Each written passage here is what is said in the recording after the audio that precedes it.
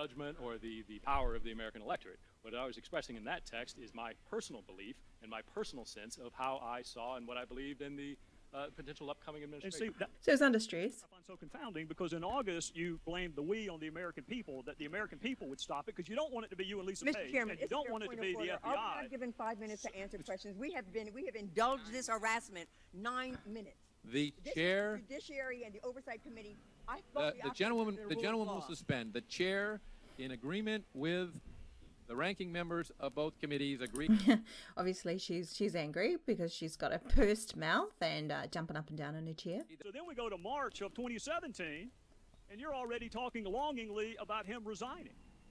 And then we go to the day that Special Counsel Mueller, well, before we go to that, that's March of 2017. March of 2016, you wrote, God, Hillary should win 100 million to 0. And I'm assuming Hillary... And you'll see that his finger's going up into his head. Whenever you see that, it means that they are highly critical of whatever's going on in front of them. So he's highly critical with the one finger over to the temple. Well, then why wouldn't you wait until the investigation was over before you have her the nominee and winning a general election against an opponent that hadn't even been named yet?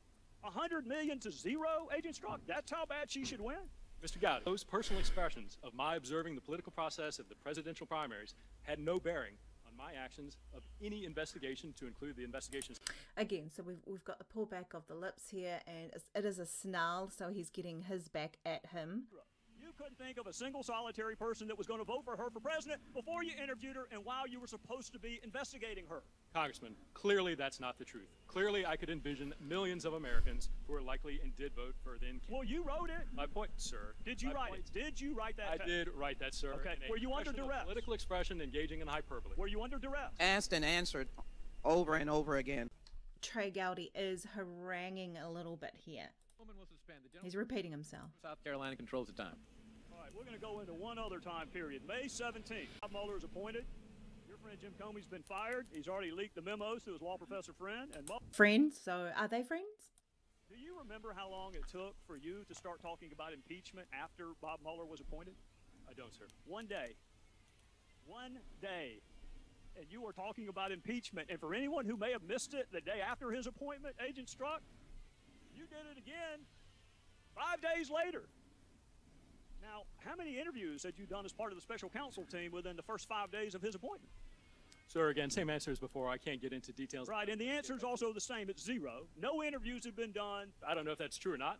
No interviews. And it seems pretty congruent. So, I mean, he's not dilly-dallying with that answer there. August the 8th, when you're talking about stopping him and how terrible. So his tongue's through his mouth, Ted Gowdy. He's displeased. It would be for him to win and how you can protect the country, and no interviews have been done before you're talking about impeachment of the president. No wonder Bob Mueller kicked you off of the investigation, Agent Strzok. My question is... So we've got the smile, and that's a release of tension. If you were kicked off when he read the text, shouldn't you have been kicked off when you wrote it? Not at all. Well, it wasn't the discovery of your text, Mr. Strzok. It was the existence of your bias that got you kicked off. No, Mr. Gowdy, it wasn't. I do not have bias. My personal opinions in no way. Well, then why did you... So he's got disgust in his nose right there. Why'd you get kicked off? Mr. Gowdy, my understanding of why I was kicked off was that based on an understanding of those texts, and the perception that they might create... Well, hang on a second, Agent Strzok. Hang on a second. Perception.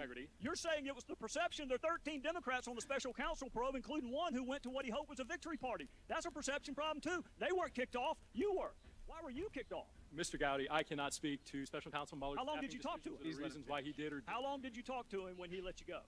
My recollection, it was a short meeting, somewhere between 15 to 30 minutes, probably around 15 minutes. And your testimony is... Congruent. Did not kick you off because of the content of your text. He kicked you off because of some appearance that he was worried about. My testimony, what you asked and what I responded to, was that he kicked me off because of my bias. I'm stating to you it is not my understanding that he kicked me off because of any bias, that it was done based on the appearance. And so any bias, he's distancing himself from that.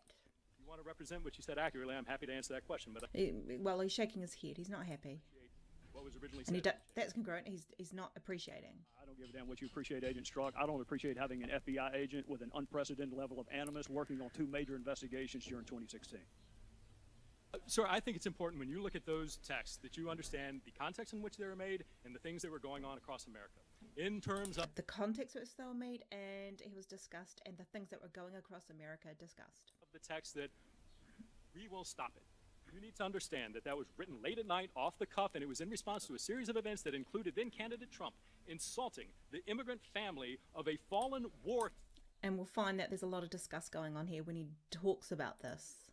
And my presumption, based on that horrible, disgusting behavior, that the American population would not elect somebody demonstrating that behavior to be president of the United States. It was in no way, unequivocally, any suggestion that me, the FBI, would take any action whatsoever to improperly impact the electoral process for any candidate. So I take great offense and I take great disagreement to your assertion of what that was or wasn't. As to the 100 million to one, that was clearly a statement made in jest and using hyperbole. I, of course, recognize that millions of Americans were likely to vote for candidate Trump. I acknowledge that is absolutely their right. That is what makes our democracy such a vibrant process that it is. There's part of him that doesn't either agree or believe in it, and there are parts of him that does. If we can parse down the words of shorthand textual conversations like there's some contract for a car is simply not consistent with my or most people's use of text messaging. I can assure you, Mr. Chairman, at no time in any of these texts did those personal beliefs ever enter into the realm of any action I took. Furthermore, this isn't just me sitting here telling you, you don't have to take my word for it. At every step. Again, we've got the teeth showing.